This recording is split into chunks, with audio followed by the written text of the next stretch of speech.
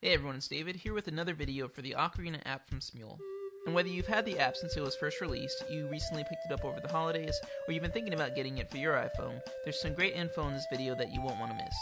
Now in case you haven't heard, SMule's been holding a contest these last several weeks, and they're giving away $10,000 worth of prizes to 10 lucky Ocarina players. All you need to enter is a camera, your iPhone, and the Ocarina app for a chance to win.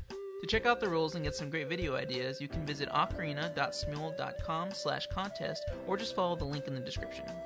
Since I've been meaning to make a video about this stuff anyway, now may be the best time to show you some tips and tricks for Ocarina which may give you the upper hand in the contest or just make it even more fun to play. First we'll start with the multi-touch issue some of you may have noticed in the past. When Ocarina was released, people began to notice that sometimes the finger holes would get stuck when you tried lifting a finger or covering another hole. This is simply because the iPhone wasn't built to have multiple fingers on the interface in alignment. It confuses it. There were two quick fixes at the time. One was that you could plug in your iPhone to a power source or use an audio cable as a ground, and the second was that you would simply shift your fingers on the interface so that they didn't directly align, and this would make it easier for the iPhone to read. However, SMule recently updated the app, giving you the option of shifting the finger holes so that you don't have to guess where to place your fingers to avoid the multi-touch issue. This allows the application to respond to your finger movements much quicker, so I definitely recommend using the staggered option every time you play. Now let's talk about articulation. One of the other reasons that the Ocarina might get confused is because the transition between the notes as you play aren't very clear. This can be remedied by a special technique called tonguing. Rather than constantly blowing to go from note to note, try saying the word tu or t to separate the breaths, like this. T, t, t.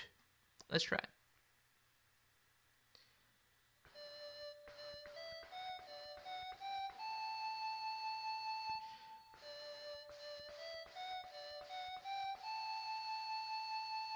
This is also great when you want to repeat the same note in a song.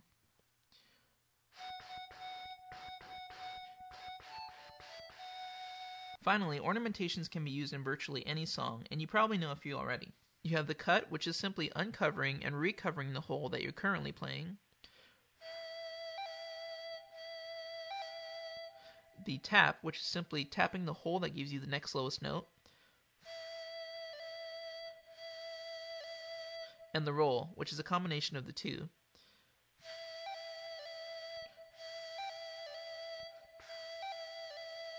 On the roll, make sure that there's a slight pause on the middle note, and you don't linger too long on the high and the low note.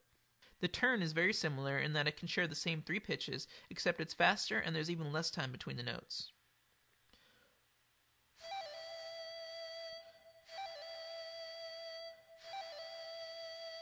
Another rapid ornamentation is the Trill, which is quickly alternating between your current pitch and the one directly above it.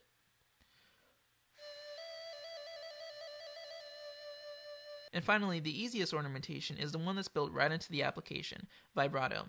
All you have to do is tilt the ocarina downward.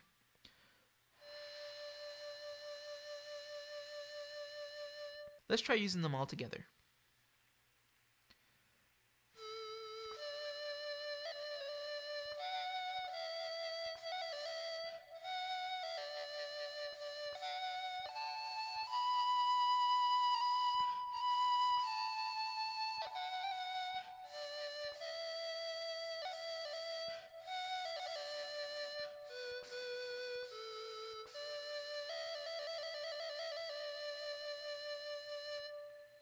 Well, hopefully you learned a few tricks to spice up your playing, and if you'd like to learn more about the contest, find song tabs, or even more playing tips for Ocarina, check out ocarina.smule.com.